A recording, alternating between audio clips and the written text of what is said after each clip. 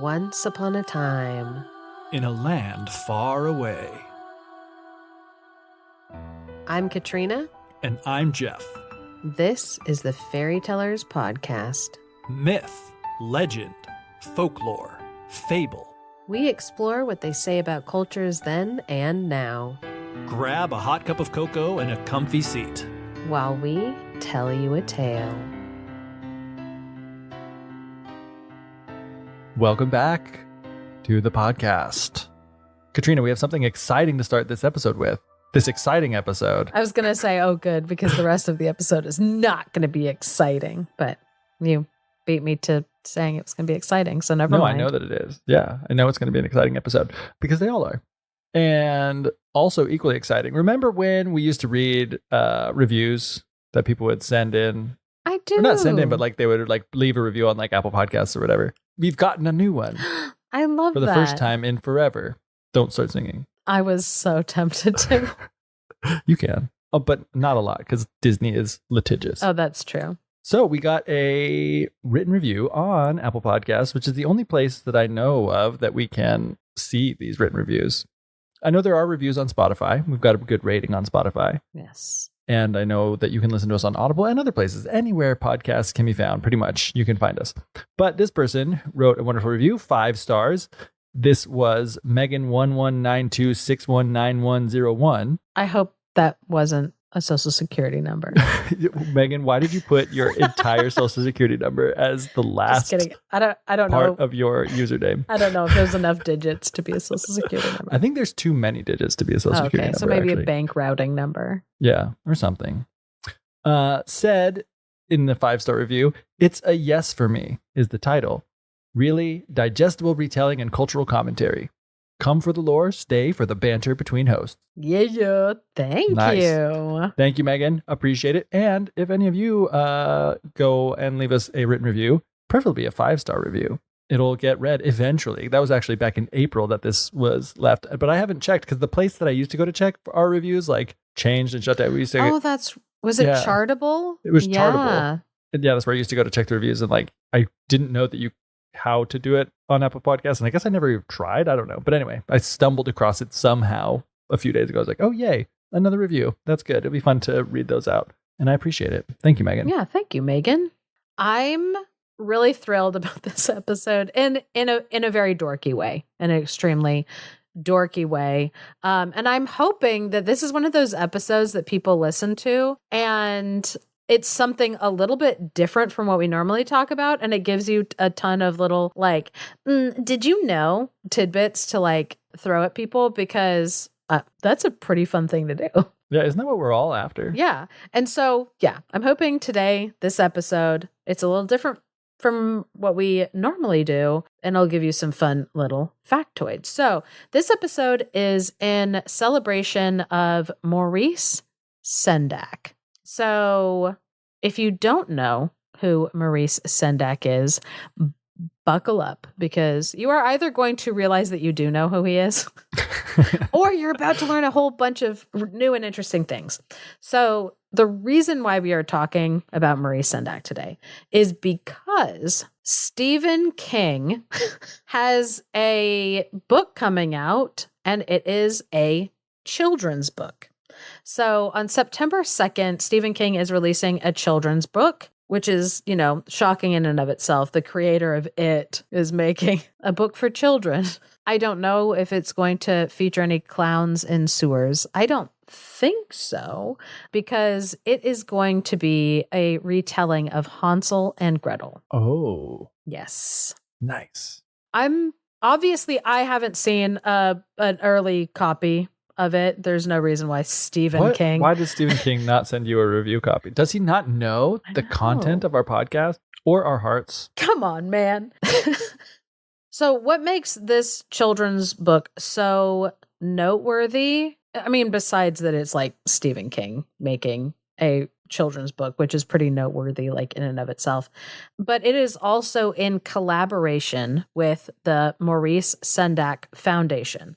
So if you don't recognize the author's name, you probably will know arguably one of his most famous books, which is Where the Wild Things Are. He was the author and the illustrator for that book.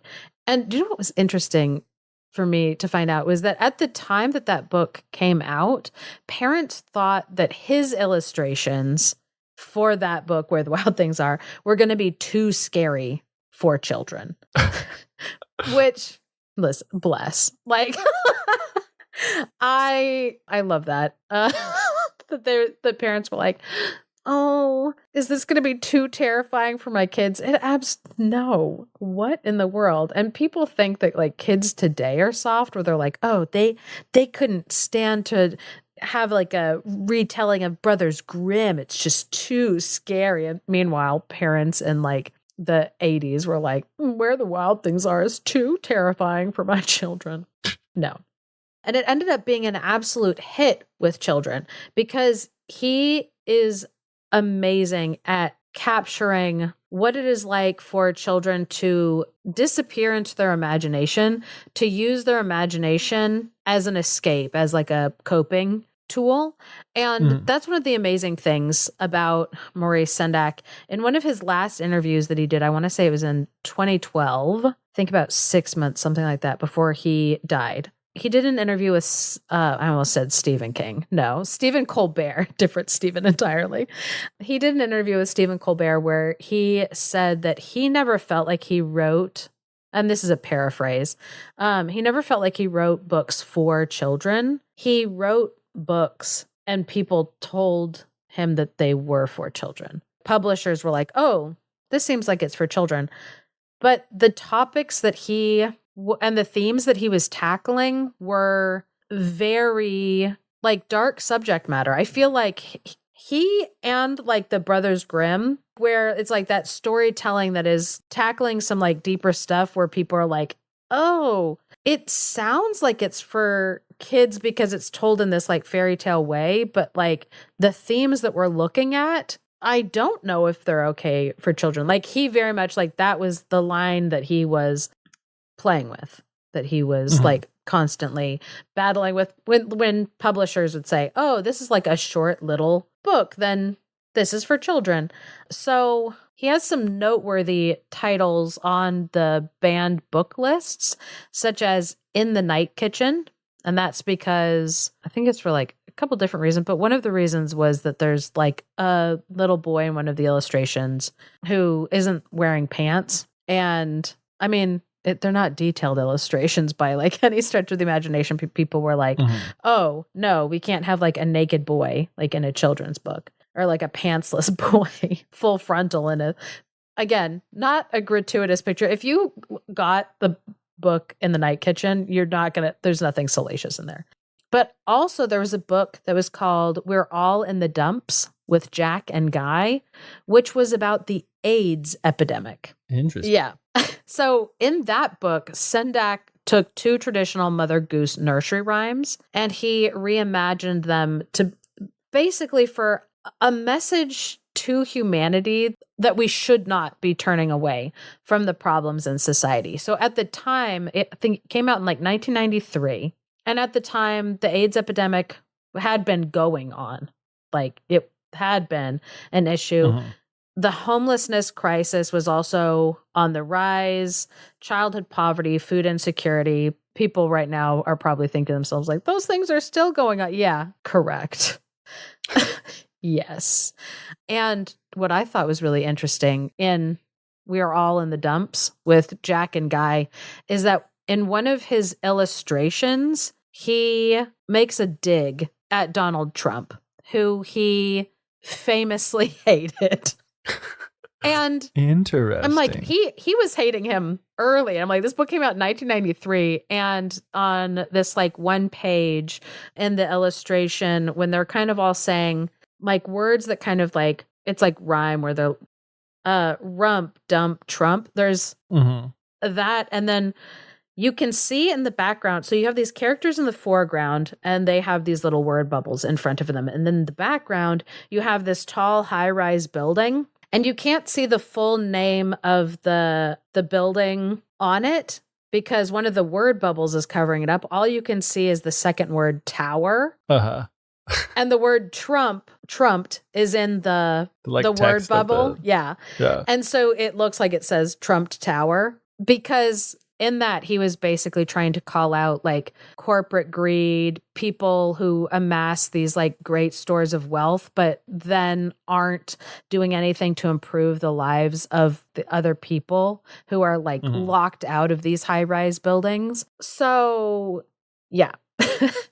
He has a like really fascinating collection of work, and he was very famous again for his belief that children could face huge scary things and they did not need to be coddled. They need to know that the adults in their lives see the issues too and are working on it. And he also is very aware that like kids might not have the words to describe necessarily what they're seeing going on around them, but they can see what's going on around them. So the art, he felt like the art that he would put with the words was almost like more important than the words that were in the book. That it created kind of like this visual language for kids to feel the book that was being read to them. And if people are familiar with like Where the Wild Things Are, that's very much like his style, where it's like not that many words.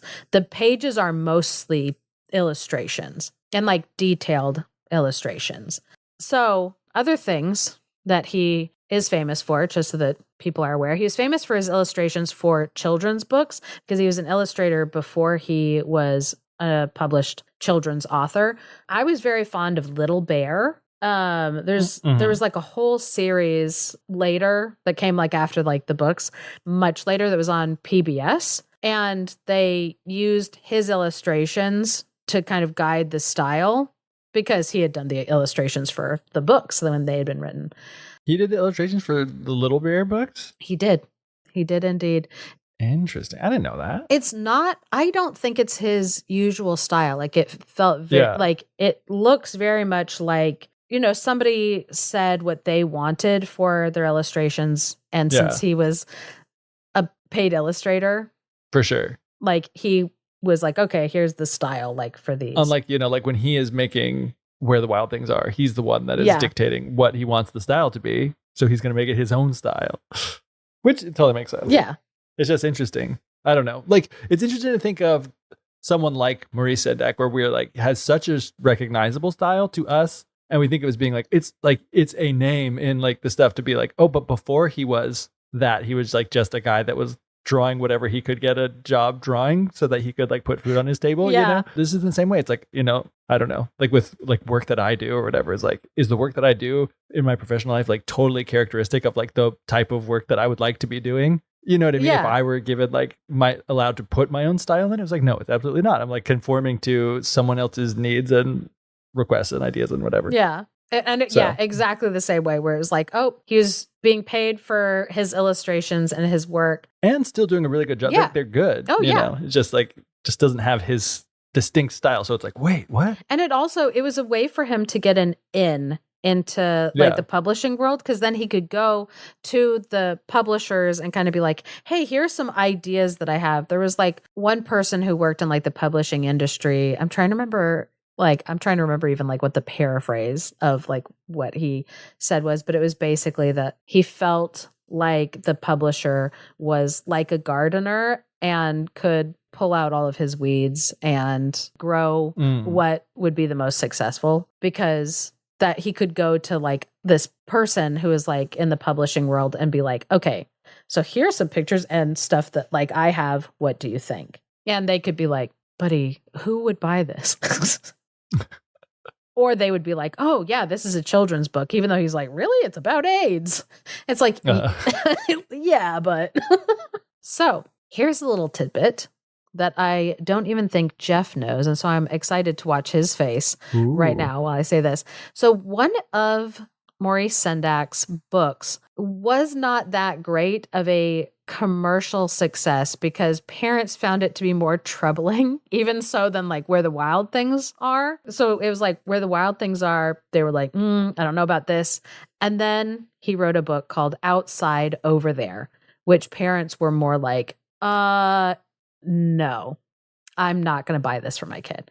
So in this story, there's a girl named Ida, and she's babysitting her baby sister. And she's often left to babysit her sister because her father's like off at sea, and she's really resentful of this fact. And so she's like complaining about having to like babysit this kid that's not even her, like, why I have this responsibility, I don't want this. So she plays the little horn for her baby sister to help her fall asleep every night.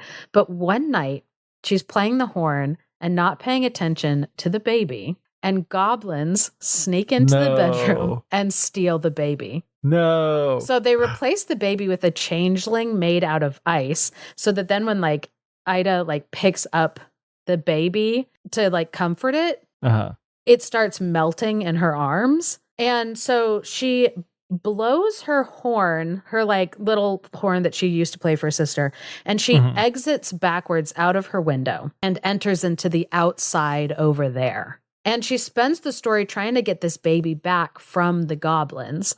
And she goes to a goblin wedding where they're all in disguise as babies.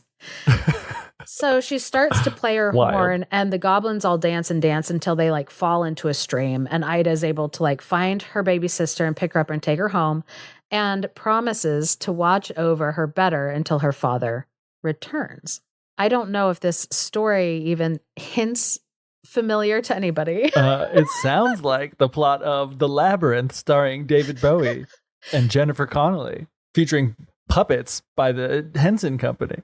Correct. So The Outside Over There was published in 1981. And then 5 years later, Labyrinth by Jim Henson comes out. And in the closing credits, it states, Jim Henson acknowledges his debt to the works of Maurice Sendak. Wow. So you were not imagining like that connection. But what happened? Did they like buy the rights to the story and then like just do something? Or was it like they accidentally did the same thing? So they're like, hey, we have to acknowledge this now? Or like, what happened? So I'm trying to remember, because I think that there's also another story that came out at the same, like around the same time too, that features a girl who her like baby sibling gets stolen, and then she's like hunting through a maze to get like the baby back.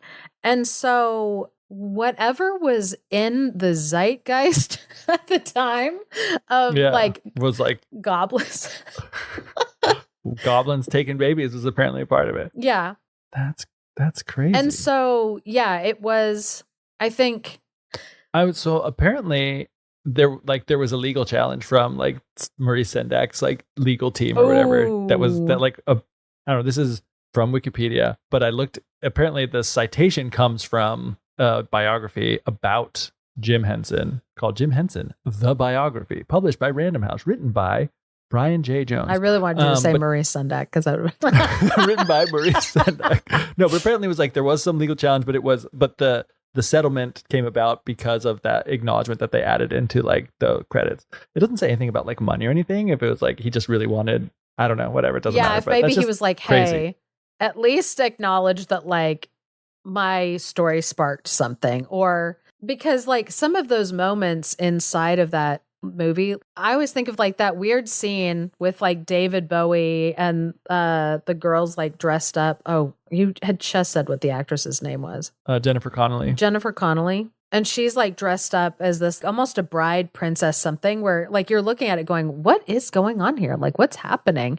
And it's like, well, it makes a little more sense like if you've read Outside Over There, so you know that like, oh, it's this goblin wedding. It's some kind of a goblin party, except that in that scene they all weren't, dressed up like babies, and she didn't play a magic horn to make them dance around. So with The Outside Over There, Maurice Sendak himself was inspired by the Lindbergh baby kidnapping that happened in 1932. So Sendak was around 4 years old when that baby was kidnapped, but it was all over the newspaper, and all the people were talking about it for a really long time, where it's like, it's almost been 100 years. And I feel like that is still a pretty big crime story.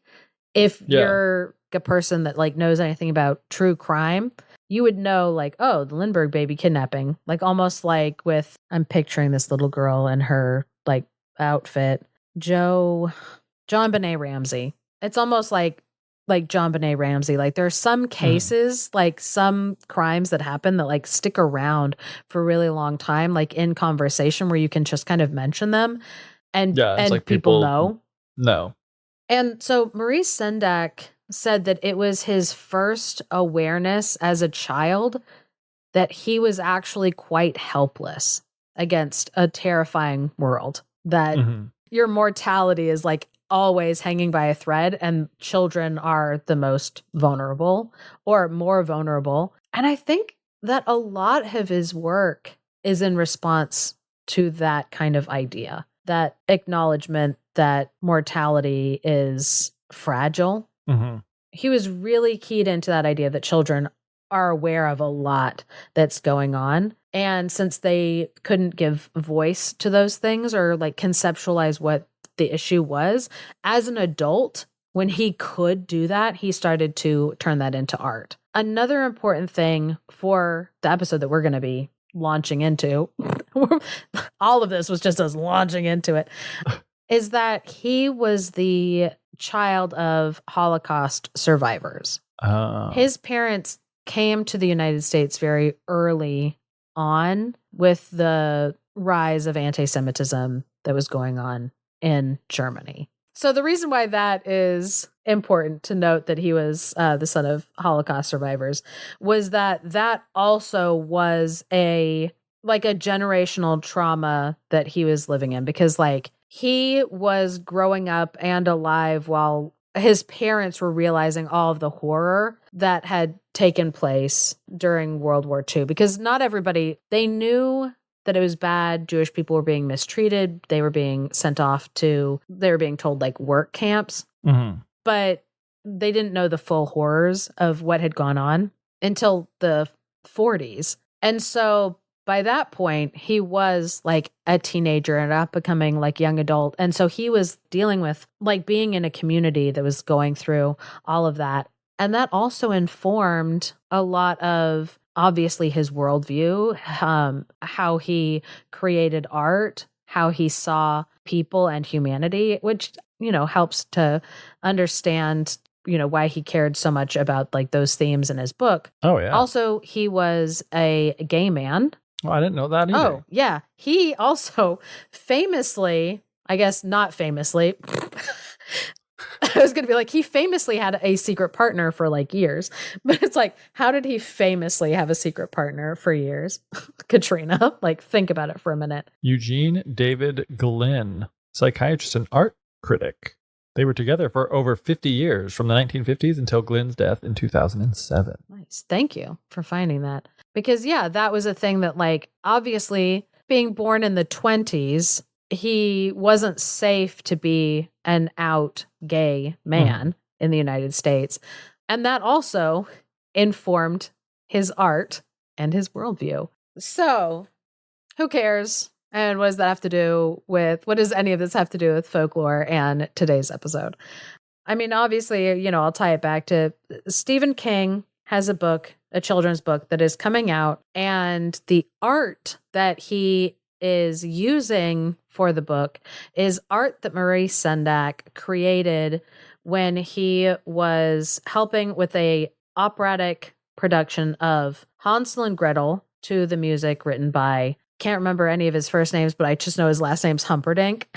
Obviously, I know that because I love The Princess Bride, and there's Humperdinck. Billy Crystal, another Jewish man. So Engelbert Humperdinck. Is that the guy's name? The composer? The composer, yeah. What'd you say it was? Engelbert? I'll try to use it in a sentence so that I can edit it. Engelbert Humperdinck. So Engelbert, nope. The problem, it turns out, is my mouth. So Engelbert Humperdinck in the 1890s composed the music for an operatic retelling of Hansel and Gretel. And obviously Jack Sipes was not alive yet. There was still 30 years before he was even born. But later, like 100 years after this performance was written, it was going to be performed in the United States.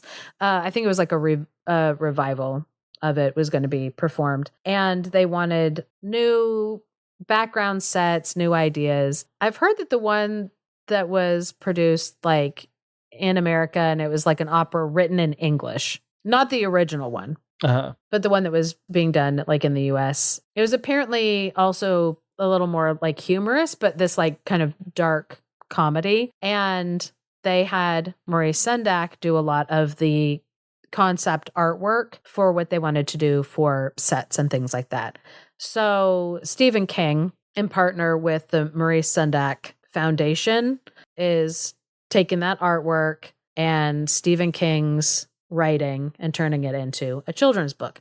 And this reminded me of the fact that Maurice Sendak had done a similar thing before, before he was dead, where he worked in partnership with somebody who is a little surprising, Wilhelm Grimm, which you're like, wait, but wasn't he dead as well? Yes, everybody dies. But maybe he was an undead vampire. So it was, what is it? A posthumous partnering of creative minds.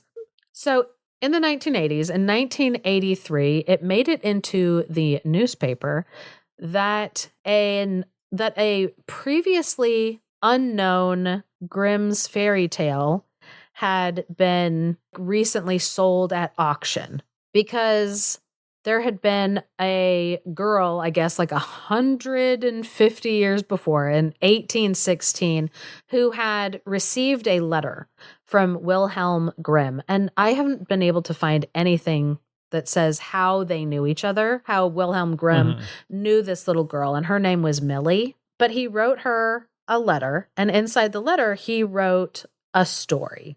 And so when this letter was discovered by the family that had kept it for like 150 years, it was one of those things where it was like, oh, our families passed this down. They found it in a chest or whatever, and we're like, oh, this might be worth something. Let's see what we can do. And they sent it to an auction house, and it sat in an auction house in the 70s, I think for like 5 years, something like that, where no one was really that interested in buying it. Mostly because, well, maybe not mostly because, I don't know. Because there are probably several reasons why it had like a low market value. One, it hadn't been like authenticated yet by any groups. There weren't that many original manuscripts anymore that had the Grimm Brothers handwriting on it, except for the Bodmeier Library that's in Geneva.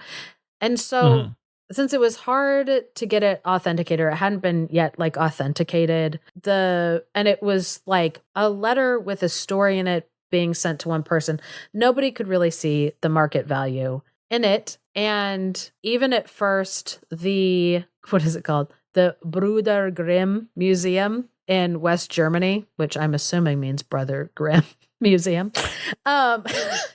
In West Germany, they did not want it. And I say West Germany because this was happening in like the 70s. So when it finally did get sold, it was sold to somebody, like a private collector, who was hoping that they could turn it into, they had been assured before they bought it that it was not a fairy tale that had been in print by anybody else. And so they would have kind of like the full rights to it. Like exclusive. The exclusive rights to it. Yeah. That like, it's not like, oh, he rewrote Cinderella. And then it's like, okay, cool. It's a handwritten letter where one of the brothers Grimm wrote down the story of Cinderella. That's cool. But But finally somebody who was like, oh, I can turn it into a book. They bought it in the 70s. And so about a year before the book was going to come out, in the New York Times ran a piece in 1983 that said, a fairy tale by Grimm's comes to light. And it was kind of getting that buzz going from people about like, wait, a yet unknown like Brothers Grimm tale. And here is where I feel like a disservice was done to this poor story. Because when people at the time were thinking like, an unknown Brothers Grimm fairy tale, they were thinking that it was going to be something like The Frog Prince, Cinderella, Rapunzel, like something like that, where it was like, ooh, what's it going to be? And Maurice Sendak was the person who was picked to be the illustrator, to make the illustrations that went with it. And I have a quote from him from that 1983 article that was written. So in the article in the New York Times, it says, in 1973, Farrar, Straus, and Giroux published The Juniper Tree, a 2-volume collection of 27 Grimm stories with illustrations by Mr. Sendak. The translator of the new story has not been chosen, but the printing office said that it planned to publish the book next fall or early in 1985. Mr. Sendak's illustrations for the new tale will be in color. I love that they're like, ooh, colored pictures, because they were not colored in the 1973 book that Sendak had illustrated. So it was like, ooh, full color pictures. And so here's a quote by Maurice Sendak. I was fearful it would not be an exceptional tale, because usually when you make an excavation, you don't expect to find Pompeii. But there it was, wonderful, beautiful, and touching. My major challenge is that they're so good as prose. What can an illustrator do to complement them? So I hope people do go out and look up, because obviously this is a podcast. We're doing like voice work right now. And so his contribution, because I'm going to be retelling what's been titled Dear Mili, even though the girl inside the story itself, she's not named, and her name is not Millie. But the book is called Dear Mili. And I do think people should go and look up the book so that they can see the illustrations in it, because Maurice Sendak was able to take a story that was written down in 1816 and make it very relevant to the world that he had been a child that lived through. And I also understand one of the complaints, because there was a big excitement when the book came out and a lot of people went and they bought the book, and they felt like they did with a lot of Maurice Sendak's work, which was that it was not made for children, that the themes in it were too dark for children. And so this book was not a big commercial success. Like at first, like people did go out to get it because it was an unknown Grimm's fairy tale, Maurice Sendak of Where the Wild Things Are. Like, this is great. But I really feel like this is such a story for children, but also controversially, I will say, this story has been published in every Brothers Grimm complete fairy tales collection, but it's 2 separate stories, and in the back in the religious tales for children section. But I don't think a lot of people read those.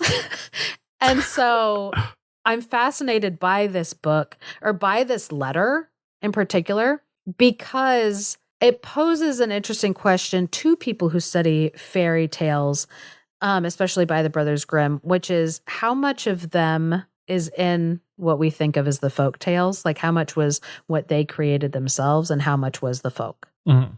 Because when he wrote this letter in 1816, Wilhelm Grimm combined 2 stories that he already had in his possession and had published years prior. It's like, how much, it's a curious question of like, how much creative license were they already taking with the stories, even in those early publishing years? No. But now that we've really gotten deep into all kinds of weeds on this subject, I'm going to retell the story in partnership. Words by Wilhelm Grimm, art by Maurice Sendak, which unfortunately you cannot see, but I will describe it to you, maybe as we're going along, maybe after. And it'll be just as good as if we had seen it with our own eyes. Maybe. But people, guaranteed. I am like, people, please go and look it up.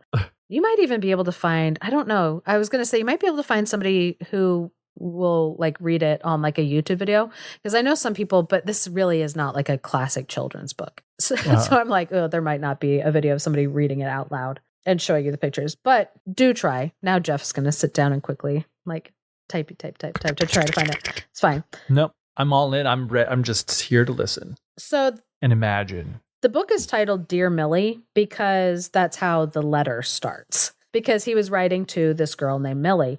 And it's hard to tell from the introduction if he was possibly like this child's like godfather or not. But it wasn't a fan letter.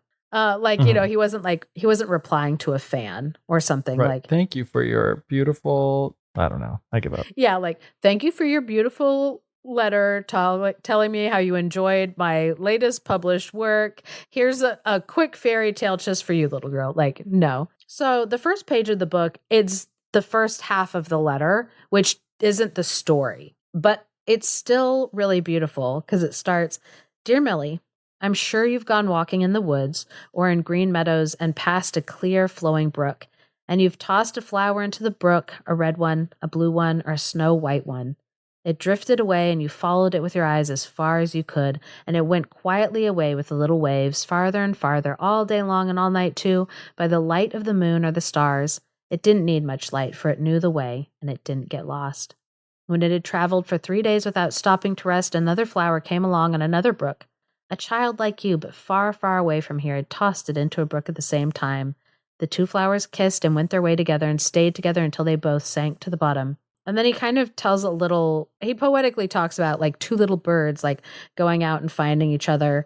And he says, you see, the brooks and the flowers and the birds come together, but people do not. Great mountains and rivers, forests and meadows, cities and villages lie in between.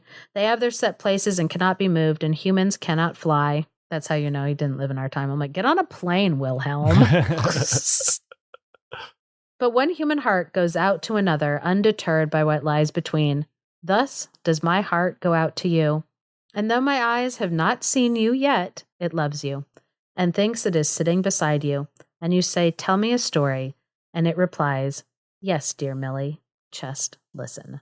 And so you can see from like that introduction that it's like, it doesn't seem like they were related to each other, but she wasn't a random person. It was obvious he had found out. I mean, maybe they were related to each other. I say like, obviously they weren't. And the only reason I say that is because like when the family gave up the letter, it did not seem like they knew if they were related to him or not.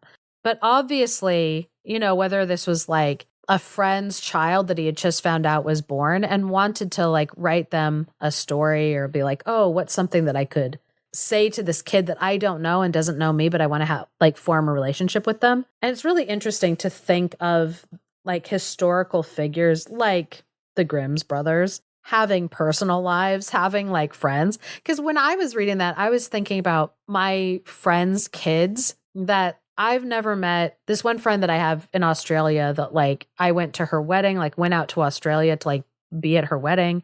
And during COVID, she announced that she had a baby or that she was pregnant and then had a baby. And I haven't been able to like physically be where that baby is, but her and I have like sent things to each other's kids, even though we've never met each other's kids, because it's just this thing where it's like, I love your parents so much that I love you by default. And I want to have a relationship with you, even if I don't know what that might look like. And it's weird to think that, like, you know, somebody like Wilhelm Grimm, you know, is writing like a personal letter. Thing. Yeah.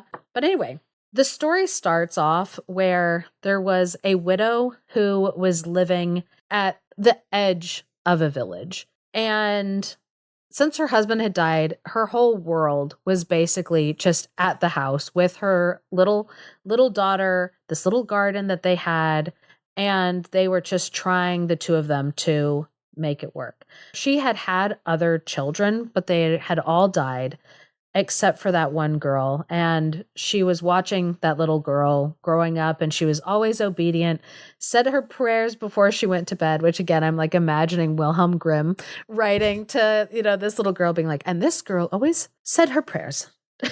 He was a Christian. I can't remember if he was like a Lutheran or Calvinist or something, but he was a Christian man. And so of course he's like sitting there being like, and she was a good little girl that said her prayers. And everything that she did, she always did it very well and very piously. Good little girl. And anything that she would plant, it would take root and it would grow. And every now and then when she was like out wandering around doing whatever, if anything that was like dangerous threatened this little girl, somehow she would always be able to like get out of these scrapes and like survive and be okay. So much so that her mother said, "My child must have a guardian angel who goes everywhere with her, even if the angel cannot be seen."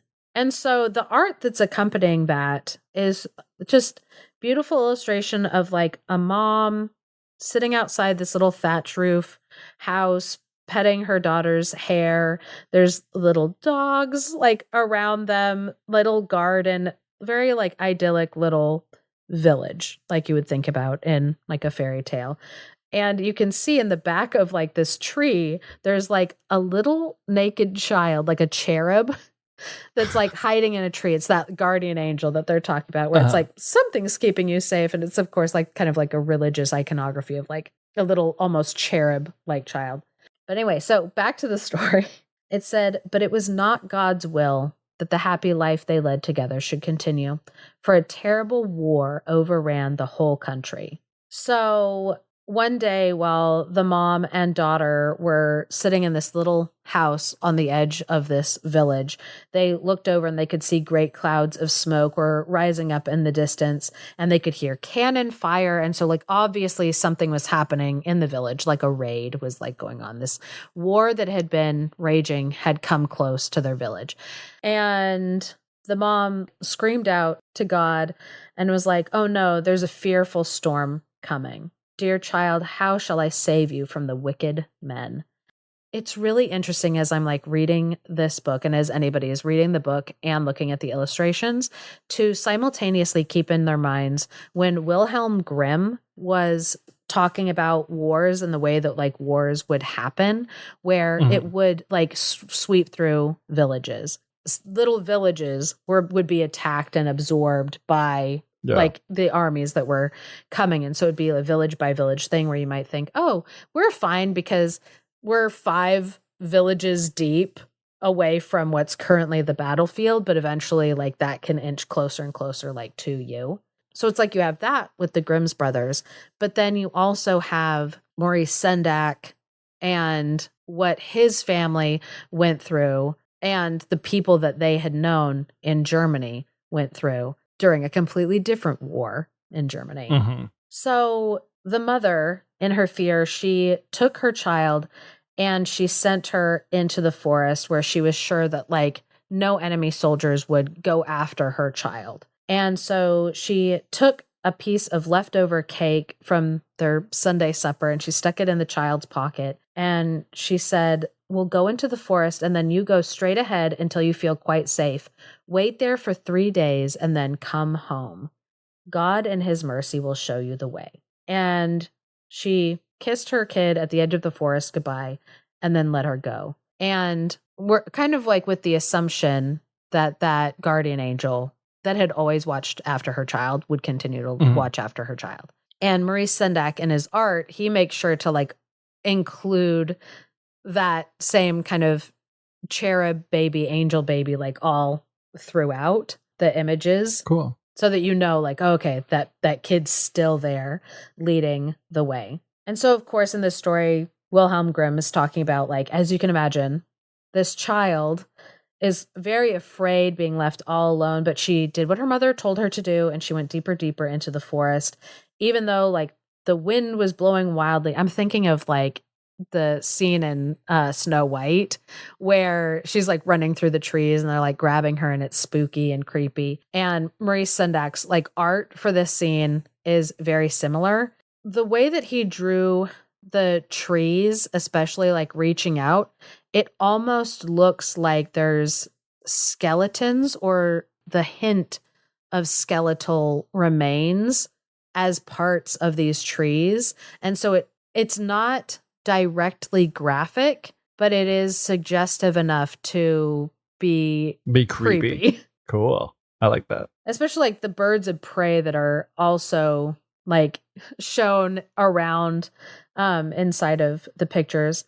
So obviously she was terrified and she kept thinking of wild beasts that could grab her and she was hearing the birds screaming ferociously, and she was stepping on sharp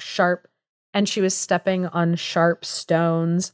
The further she went, the heavier her heart grew. Finally, she cried out, "Oh, dear God, help your child to go on," which it seems like such a natural language for like the size of child that it looks like it is in this book, because the kid looks like she's like 6 or 7. And so the like, "Oh, dear God, help your child to go on." But I'm probably also, not speaking that in the German that it was intended.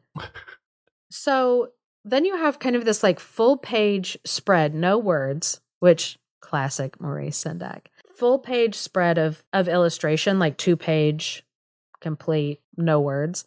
And you can see in the background people crossing over a bridge, but they can't see this girl hiding. And you can't tell whether they're people who are being pushed out of the village, like led away, or if they're people that are the invaders. It's hard to tell, kind of like, but she's not so far away from humanity yet in the images. But again, the trees look like suggestions of human bodies, which is, again, spooky. So after this girl like cries out to God, it says, just as she had expected, she felt lighter at heart, and rain began to fall down. And so she felt comforted that God and my heart are weeping together. So it was like, oh, both of us are sad about what's going on. Once the storm had passed, she looked up and she saw like the fluffy clouds, and the sun was shining above them, like about to set. And so she suddenly felt like at ease in her mind and like, oh, I'm safe. It says, I believe it was her guardian angel who, unseen, guided her over cliffs and past deep chasms, for how otherwise could she have come through safely? Most likely the angel had instructed a white dove to fly ahead of the child and show her the way.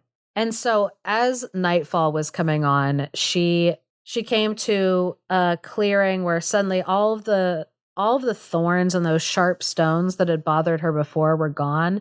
And it was just soft moss and grass, and made her feet feel like nice and like soothed and cared for. All the day's journey was kind of like going away. The stars started to come out in the sky, and she thought, how bright are the nails on the great door of heaven. What a joy it will be when God opens it. Then she saw one of those stars start to fall toward the ground, and she went closer to where she thought she saw the star falling to the ground. It brought her to a little house, and there was a light that was shining in the window. And so she went and knocked on it, which, if you're having, Hansel and Gretel type fears, no.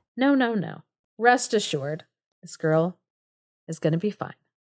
I feel like that sounded like I was being sarcastic in a little way. And in a way, maybe I am. It's fine. So the little girl went into this house, and she saw an old man in the house. And he said to her in like really friendly voice, like, good evening, dear child. I've been expecting you, which is always a little, I would be a little terrified if somebody was like, how were you expecting me? How did you know I was going to be here? Yeah, like I didn't know I'd be running through the forest today by myself. So he had this snow white beard that reached all the way to the ground, and it said he looked most venerable and kind. And so he said, sit down, dear child, you must be tired. And so he told her, oh, all I have to eat are a few roots that grow out in the woods, but if you clean them off and cook them, they'll turn into like a nice soup. And so this good little girl, she went and she cleaned up the roots and she cooked them over the fire. And then she added a little bit of the cake that her mom had given her to kind of like add some flavor and sweetening into. I'm like, I don't know if I want root and cake soup. No? Sounds amazing. Yeah, I'm like, I want to know more of what this recipe is before I get on board with it. But when she had finished making this little meal, the old man said, I'm hungry. Give me some. And the little girl gave him more than even she kept for herself. But then after she ate, even though she just ate kind of what was left, she felt full, miraculously. And then when they finished eating, the old man was like, oh, you must be very sleepy, but I only have one bed, so you sleep in it. And the little girl was like, oh, no, I'm fine with just a little straw on the floor. That'll be soft enough for me. But the old man, like, picked her up in his arms and he put her on the bed, like, patted her head, covered her up. And then he laid down on the ground and he went to sleep. Oh, and made sure to say, like, she said her prayers and then fell asleep. Very, very important. So early the next morning, when she opened her eyes, the old man was sitting beside the bed and the sun was shining glorious through the window. And I know, like, for me, the day and age that I'm living in, when I'm like, oh, there's this like vulnerable little child in this house with this like old man, I'm so nervous but it was like, no. Especially when I explain later why anybody had this time who'd be reading this would be totally comforted. And why would people at the time be comforted rather than freaked out? And I will definitely get to that. But I do want to say this old man, it's fine. He's fine. He's not doing anything creepy. That's good.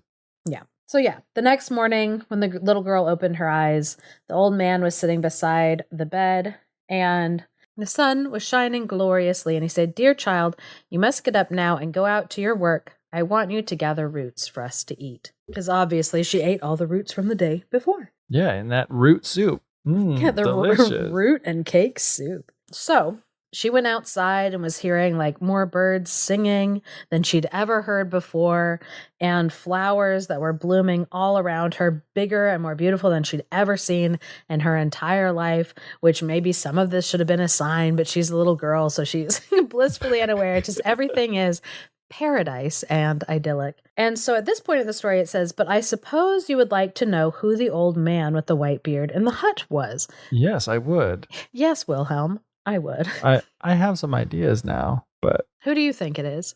Santa Jesus? Claus? No. Jesus. You're so close, actually, when you said Jesus. It was Saint Joseph. Oh. Famous of Mary and Joseph. Yeah. Not Jesus's father. Right. His stepfather. Yeah. His earthly father. Earth dad. His adopted dad. father. Yeah. I'm like, it depends on which gospels carry more weight. It's who Saint Joseph is in relation to Jesus Christ has been a long fought theological debate, but it's that Joseph. Saint Joseph, it said, who long ago had cared for the Christ child here on earth, which that's a beautiful way to put it, regardless of parentage. Yeah. He had known that the good little girl would come to him and had taken her under his protection. It was because he didn't want her to be idle that he had sent her out to work. Yes, because idle hands are the devil's plaything. Wilhelm didn't said that. Didn't said that? Wilhelm didn't said that. Wilhelm didn't say that. I said that. That's me. Katrina commentary. The Katrina side commentary. So while this little girl was out looking for roots and digging things up, she wandered into some meadows and then under some trees, and there she found a little girl standing beside her. Again, any other circumstance that'd be so creepy and unnerving, like this like little girl wandering through like a strange forest meadow area, and then there's just inexplicably another little girl walking around like her same age. And it said, and again, this is Wilhelm Grimm's words, and we've talked about this kind of stuff. This little girl had lovely blonde hair and a pretty red dress and looked just like the poor little girl, except that her eyes were larger and brighter, and she may have been even more beautiful.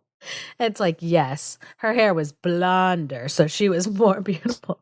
Like, okay, settle down. But he says, I'm fairly sure it was her guardian angel who was allowed out here in the woods to let the little girl see her. So here in this paradise place, suddenly she can see angels. So again, the little girl, gathered up all the roots, and she went back to Saint Joseph and cooked them up a meal that they had together. And she took out the rest of the cake that her mom had given her. And again, Saint Joseph ate with her. I'm debating on what I want to say about like the drawing that Maurice Sendak did. But you have this other kind of full page spread of illustration by Maurice Sendak, where you have Saint Joseph tending to these roses in one part of the garden, and you see like ruins of a building. You see crocuses. You see like stone tablets that either look like they are headstones, but one of them has like 2 X's on it, which I'm like, oh, X in Roman numerals is like 10. So I'm thinking 10 commandments, except that'd be wrong because 2 X's would be 20. So I'm like, I don't know. So it's like, are those gravestones? Are they different types of markers? I don't know. But yeah, just some like a lot of symbolic artwork on that page. So on the 3rd day that this little girl was out there, as soon as she went outside, that other little girl was still there, met her there so that they could play together in pure joy and glory. It said, hour after hour went by and time never hung heavy on their hands. The sky was always bright and there was never a cloud to be seen. And on the 3rd day, when the child had given up her last piece of cake and the old man had again eaten with her, he said to her, dear child, you must go back to your mother now. Your time here is over. And she said, yes, I'll be glad to go to my mother, but I'd also like to come back here soon. And St. Joseph handed her a rosebud and said to her, never fear, when this rose blooms, you'll be with me again. Rosebud. Citizen Kane. And so in this image, and we've seen several like images that you're inside of this house. And this time it's not quite smoke. It's like there's clouds like filling it up as St. Joseph is like handing her this rose. And so, yeah, it's kind of like, that's a little spooky. What are these clouds? Is it smoke in the house? Like, what is it? And so this little girl, she takes the rosebud and she goes outside, and the other little girl was there, and they went hand in hand with each other a little way. And the girl said, I'll lead you by a shorter way. You'll be with your mother soon, but you will find the going hard. And they started out, and her guardian angel helped her along the way. When she got tired and she wanted to stop, the little girl would pluck a white cup-shaped flower that was called bindweed, and she poured in a few drops of red wine, which revived the little girl, which I'm like, little girl, you shouldn't be revived with a little bit of red wine, but it also makes me think of like the communion.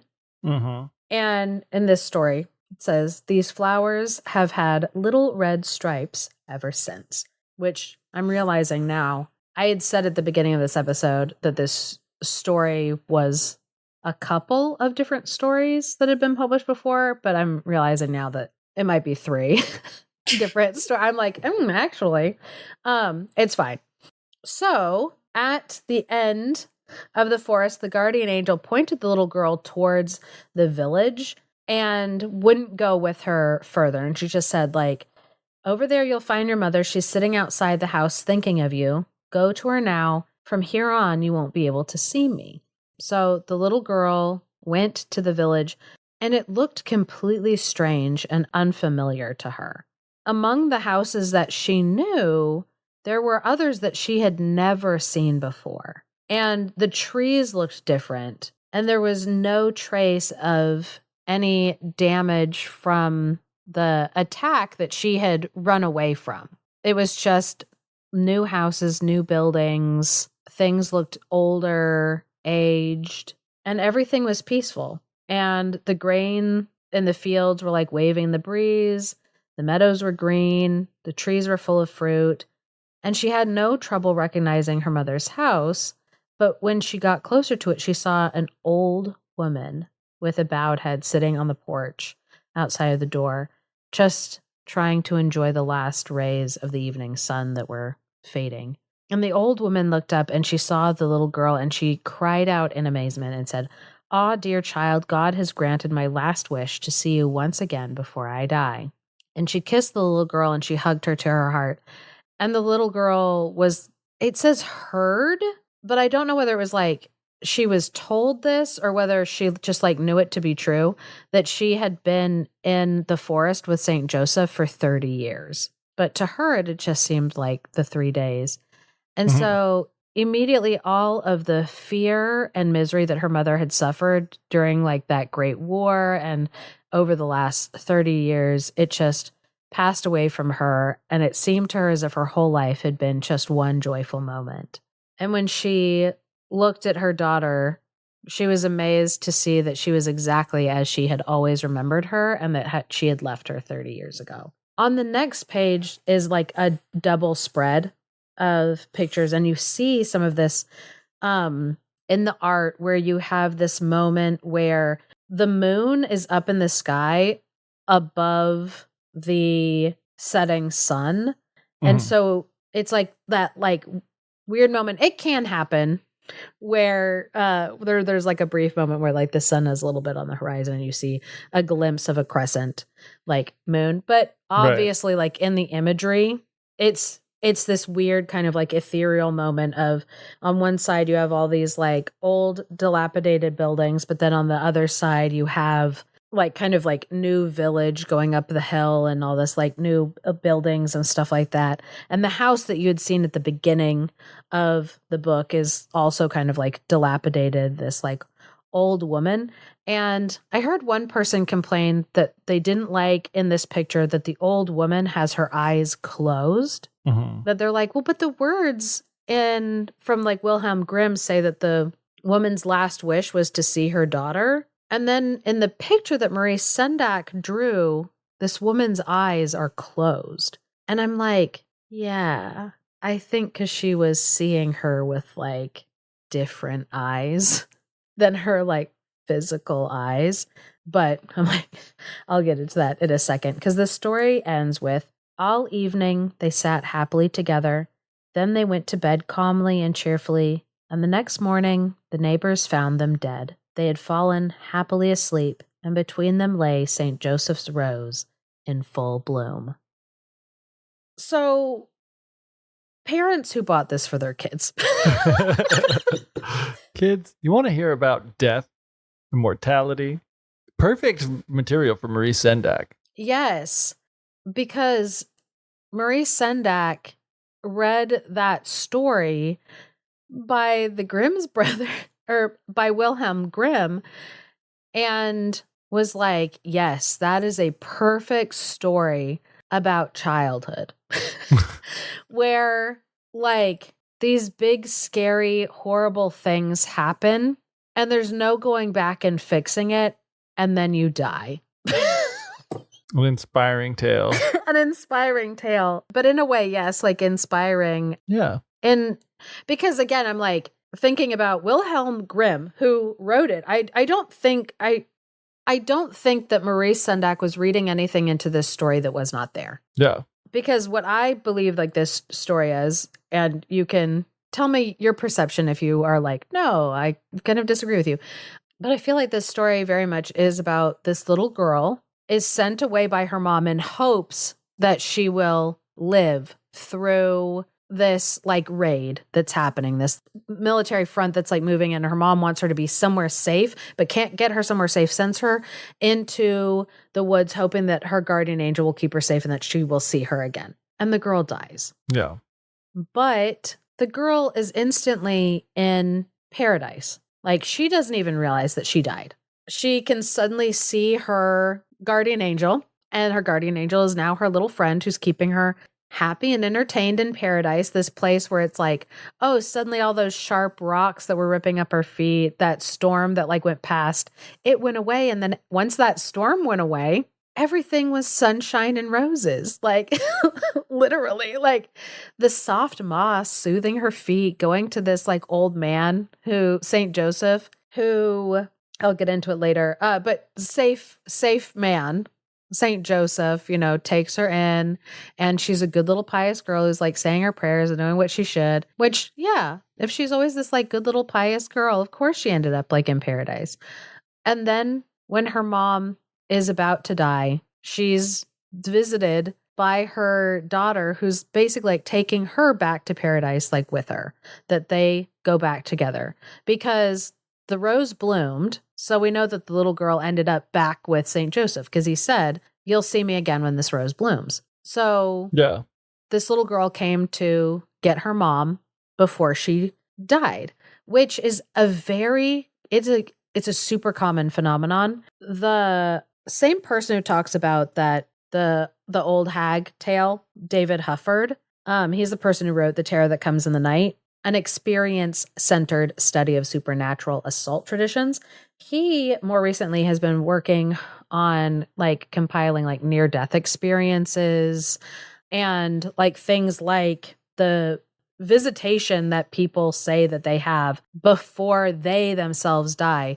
Hospice workers know that a sign that somebody is like not long for this world is that they will be visited by a family member who has passed on. Mhm. So it's like a known phenomenon too, that like it happens. And so the fact that there's this like story written by Wilhelm Grimm where that happens is kind of like, yeah, it's like, yeah, what happened was that little girl died 30 years ago. But her mom, who's like praying to God, I just want to see my daughter one last time before I die. Like all of her other children had died, but that one had lived like the longest. And then she lost that kid too and had to live the last like 30 years of her life alone. Like she got to, in that moment, like see that child have all those years of like anguish about that, just like wash away from her so that she could die in peace. Mhm.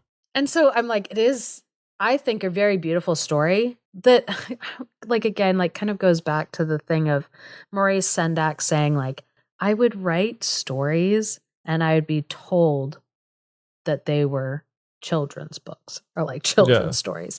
When it's like this one, again, but written by another man who often people are like, oh, yeah, the Grimms, children's stories. They're stories for children. Of course, Maurice Sendak is going to do the artwork for him. They have a very similar vibe, these stories, and Maurice Sendak. Absolutely. Was there anything that you felt like you got different from that story besides the, like, that girl died? No, yeah, I just felt the whole time, I was like, she's dead, right? Is she dead? I was like, she's got to be dead. And then, when it was not Jesus, but Jesus's adoptive father, Saint Joseph, I was like, yeah, she's dead. I knew it. Knew it. Boom. Dead. So I'll start with him first. I will start with him first. So when I had said the person who bought that story and then like had it like published, or the person who bought that letter and then had it published, it was true that that story had never been written that way and published that way before. That is true. And it's a weaving together of several tales, which I feel like if Wilhelm Grimm was the one who combined all those stories together, he very much was trying to create a story with a very distinctive message in it. Because these are the three stories that I think that he drew from. So not in every fairy tale collection. We kind of brought this up when we were doing the episode Clever Gretel. Where when you're talking about complete works of the Brothers Grimm, you'll see a kind of a slightly different amount of stories with every publishing. And so you might think, oh, I read a Grimm's collection cover to cover. I've read them all. And it's like, if you read less than 200 stories, then probably not. And some of the stories that do not get published as much are the stories that are usually in the back, separate from the other tales, under the header, Religious Tales for Children. And in the Religious Tales for Children, they are not the didactic lessons that you might think of, like when we've talked about like Charles Perrault, who it's like, and thus we see that curiosity is the bane of all women and should be curtailed at every possible. No. Some of them do definitely have kind of where you're like, okay, the moral of this one is clear. But other stories are more miraculous tales. They are describing something miraculous that was connected to like a specific saint or is accredited to like a specific saint. And one of the first stories in the section that's Religious Tales for Children is Saint Joseph in the Forest. And this is, surprise, surprise, guys, another ATU 480 kind and unkind girls story. Except what's different about this one, it's like super fascinating to me, is that you have a wicked girl who's the oldest. So you have a wicked girl, and then you have kind of like your average kid, And then you have the pious child. And of course, the pious child who's like the youngest, the mom doesn't like this kid as much and sends them out into the woods to look for roots to turn into dinner or whatever. And she stumbles upon the house of an old man with a beard who she later finds out is Saint Joseph. And inside of this story, she has in her pocket pancakes and bread. So instead of the Sunday cake from Dear Mili, you have this like pancakes and bread. And she also, as this good little girl, she gives the majority of the food to Saint Joseph, but when she eats her little bit, she feels full. He offers her the bed and she's like, no, I'll sleep on the floor, but he puts her in the bed anyway. And I think there's like one more thing. Oh, and then she like says her prayers and goes to sleep. So in the morning when she wakes up, there's like a bag of money for her. So then the middle child, who's just like your average kid, she goes out into the woods, finds St. Joseph. They split the food that she makes 50-50, her and St. Joseph. When he is like, oh, you take the bed, I'll sleep on the floor. She says, no, I think there's room enough for both of us. And he's like, oh, very sweet. But he puts her on the bed and he sleeps on the floor. She does not say her prayers. But in the morning, she wakes up and she's got like a little bag of money that she then like takes home. So then, of course, the oldest girl goes out to the woods and she is like, I'm going to eat whatever food I want and whatever is left over you can have to St. Joseph. And then when he's like, oh, you take the bed and I'll sleep on the straw. She's like, of course I'll take the bed. And then she gets on the bed, doesn't say her prayers. And then when she wakes up in the morning, there is no bag of money behind the door, but she goes to look and she sees something weird like on the floor and she's like, what is that? And she like leans over and then whoop, a second nose attaches itself to her nose, which I'm like, oh my gosh, what in the world? So she's running through the woods screaming, like really upset. And St. Joseph finds her and he's like, what's wrong? And she's like, I have this nose stuck on my face. And he's like, okay, all right. Just remember, like, not to be like a greedy little girl. He removes the second nose from her face, hands her a couple coins. Because I guess he felt bad. Because he's St. Joseph. I don't know. And so she goes home and is really upset. And her mom is like, well, did you get any money? And she's like, oh yeah, I got a big old fat bag of money, but I lost it in the woods. Her mom was like, you lost it. Well, let's go look for it. And so the mom grabs that naughty girl and they go out into the woods to look for this like not lost bag of money. It never existed. And then while they're out looking for this lost bag of money, they get attacked by lizards and snakes until they're killed. I think it's like the wicked girl gets stung to death and then the mother was stung like all over her feet for raising her daughter poorly. So the reason why St. Joseph is so important in these stories is because of some of the apocryphal stories about Joseph. Because like I had said earlier, there's like a long theological debate about how related to Jesus he is. Because in half of the Gospels, when they're talking about how Jesus is related down to King David from the Old Testament, and he has to be related to David from the Old Testament to be the Messiah that he says he is. Like, that's why it's important that he be related. Right. But the two Gospels that describe it through Joseph's family. And so that's a thing that's kind of like, wait, how does this all like tie together? And so lots of theologians have like talked about that issue of Joseph being related to Jesus, how related. Then there's also the issue of Mary as a virgin, because also in the New Testaments, in some of the Gospels, Jesus has siblings, and people are like, how can Jesus have siblings if Mary was a virgin? To some people, it's very important that Mary is always a virgin, and to some groups, it only mattered that she was a virgin up until Jesus was born, and then it doesn't matter. Right. And so some of the theories that have gone along with that are that you have different types of marriages, whether it is a Levite marriage, which is where if you are married to one brother, but that brother dies, you can marry his like other brother, and you're married still technically to the first brother that's dead, but now you're under the care of his brother. And so people are like, was it that kind of a marriage? Or what? And so in some apocryphal tales, Saint Joseph is a 90-year-old man when he is betrothed to or married to the Virgin Mary. Oh, wow. And because he does not show up in the New Testament after Jesus is age 12, they've kind of said, oh, well, he was obviously older and he died when Jesus was like 12 years old. And so the other siblings that Jesus had might have come from a previous marriage that Joseph had. Mhm. And so there's a lot of art and apocryphal writing where Joseph is this like 90-year-old man with a super long white beard. And when he is married or betrothed to the Virgin Mary, he is caretaking for her. So there's a lot of images of he's in her house under his protection, but he's a very old man who's Mhm. not interested in doing anything with this girl. He's just caretaking her for God. And so you have this idea of Saint Joseph protecting children, especially like women, like young women. And so that like mental image in these stories that they're writing of, oh, an old man out in the woods, Saint Joseph looking out for these women, not doing anything creepy or weird. He just is purely taking care of them. So another story that is in this section is called The Rose.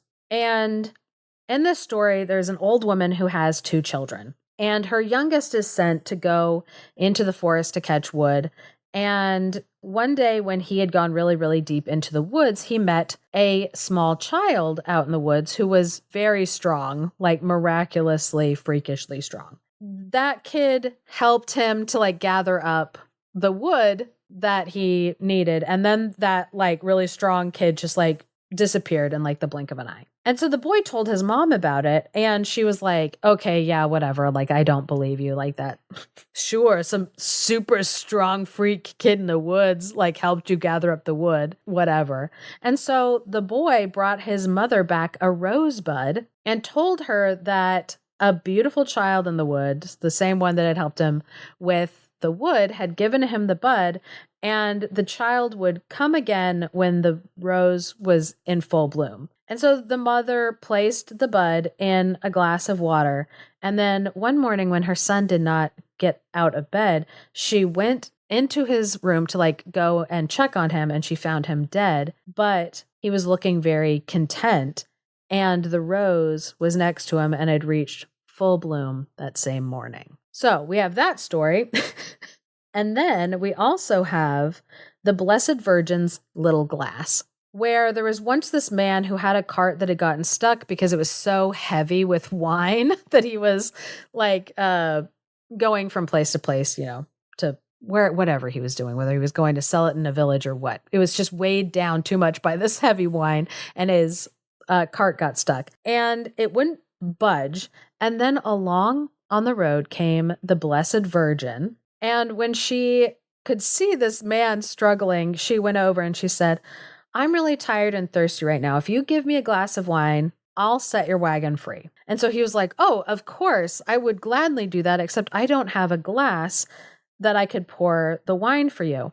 And so the Blessed Virgin bent over and she plucked a red striped flower called a bindweed, which is shaped, it's very small, but it's like trumpet-like shaped, kind of like some kind of like fluted cup. And she handed it to the driver and he filled it with wine. And as soon as she drank the wine, his cart was free from where it was stuck and he continued on his way. And it says, from that time on, the little flower was called the Blessed Virgin's Little Glass. And so you have within the complete works of the Brothers Grimm parts of this story. And so it's not exactly true.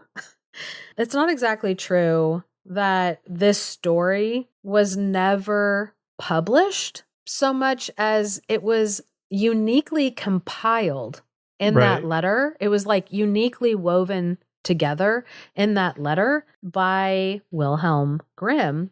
And so it does kind of beg the question of, is that one of his most unique compositions that he created? Was that one that he took all of those parts from different stories and he himself combined them together? Did he do that with other tales, but we don't have the same evidence, because we do know that there are tales where the tale type is so similar that they blended together the two tale types that were really similar, or they omitted one because it was too similar to another one. And they were like, we only need one of these. Mm-hmm. And so like, it just raises this like curious question of how unique is that story from the rest of the collection? Yeah. Did the brothers do more of that combining of stories, weaving together of tales that we don't realize? Or was this like a unique moment of creativity where Wilhelm Grimm went from being that like compiler of tales to being the storyteller for Mili? Yeah, that's what I was just thinking too, where it's like when they were making their collection, although we do know that they did certain things as far as like, I mean, they had multiple versions of like the exact same or very, very similar tales that they somehow had to compile into one to begin with, like in that way.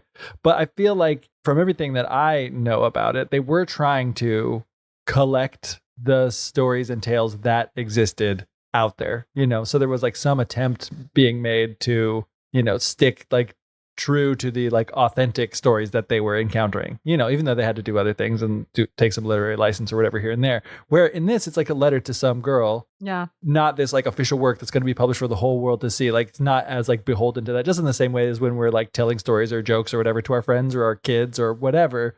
Like we'll change it to be appropriate to the audience or to, because we don't remember exactly. And yeah, it really is one of those situations where we've talked about all the time of other tales, or tale types or whatever, specific tales within tale types will have these elements of that are very characteristic of the tale type that they've been assigned, after the fact by scholars and whatever. But they work in all these other elements from other tales that are similar to other tale types, which is why in our episodes we can talk about multiple tale types when we're talking about one specific story, because of all the elements that come into it. And it's kind of like the same thing. It's like he just took these different tales and these different elements and then combined them into one. So it's like totally like became the storyteller in this moment. And because it was not a scholarly pursuit, but like a very like true to actual folklore and how it gets told and passed around, like was telling the story with his spin on it. So I think that's kind of amazing. And, like, I don't know, I guess you brought up good points too about how like maybe they were doing this with other ones that did make into the collection or not. And I don't have any solid evidence to say that that's not what happened, but just the fact that it's like that this was a private correspondence to some little girl. This was like these published works leads me to believe it's like, it was probably like it may not be that unique except for like that it's the only one that we have that someone has like held on to long enough and seen that there was like value that people might want. It was like he probably was doing this more than just this once, who knows? But so in some ways like it is unique as far as like it's the only one of this type that we have that we kind of know is from a personal correspondence thing rather than what made it into a official public, publication. Yeah, I love that idea that it's like when he was sitting down writing that, it was a private letter. Like he was writing it for an audience of one, maybe 2 or 3 if her parents were the ones reading it to her, were the ones that were like literate. But yeah, it's like he consciously was aware that he was writing that letter for just this child. It was for Mili. Yeah. And in that situation, he doesn't have to be like, this is actually the combination of 3 different stories that I'm telling you right now, just so we're clear on the, for posterity's sake, I need you to know exactly that inside my collection, this is tales 206, 203. And he was like, I'm the storyteller right now for this little girl. And I can like take that on in a way that I can't when I'm writing just for work. Yeah, that's really cool. It's really interesting. I love the story that we've made up in our heads about how this came to be. But I also love the fact that that this exists in a way as like it's some sort of proof that beyond just the stories in the official collections, that for whatever reason and the personal correspondence that he was having with young girls that may or may not have been related to him or whatever in some way, that that folklore fairy tales were a part of that as well. Something nice about that. Yeah. So I'm really excited to see in September this new work by Stephen King with the art by Maurice Sendak. Again, I think it's two people who kind of get each other's vibes. Oh, yeah. That are like, oh, I see how you're working with childhood fears and how mortality seems especially precarious when you're young, but you realize more horrors as you get older. Stephen King, Maurice Sendak, Wilhelm Grimm. These guys get the vibe. It comes out at the beginning of September. Also, Stephen King is doing the audiobook for it, which I think it'll be short because I believe that I read that it's like, a 32-page book. It really is like a children's book. It's not like a young adult or anything like that.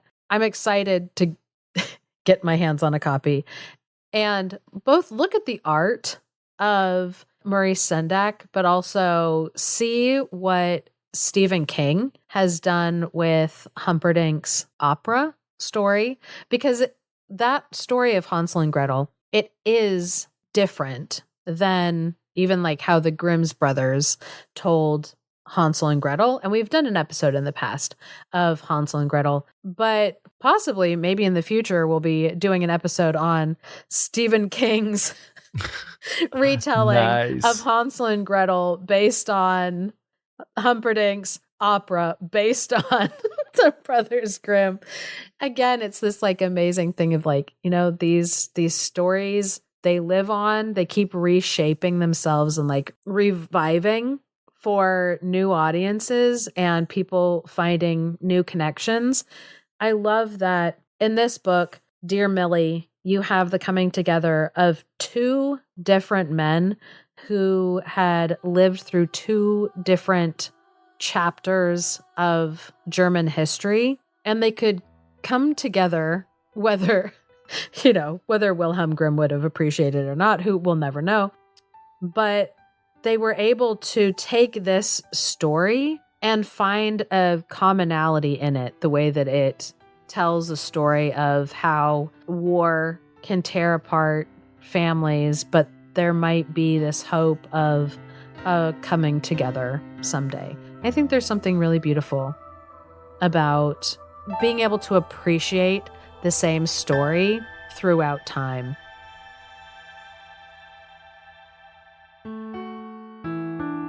Thank you for listening to The Fairy Tellers. If you enjoy what we're doing, please leave us a review or share us with your friends. For access to exclusive bonus content, consider supporting us on Patreon at patreon.com/thefairytellers. Special thanks to Andy Forey for our music and to Clarice Inch for our artwork. And of course, a big thank you to all our patrons. Without all of you, this show wouldn't be possible. Good stories pay little attention to cultural or linguistic frontiers. The student of story collections find themselves adrift on an ocean of stories, an ocean which is boundless, deep, and ceaseless in motion. Robert Irwin.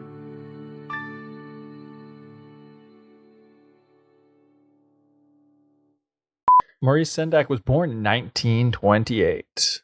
Oof. If he wasn't so dead, he'd be almost 100.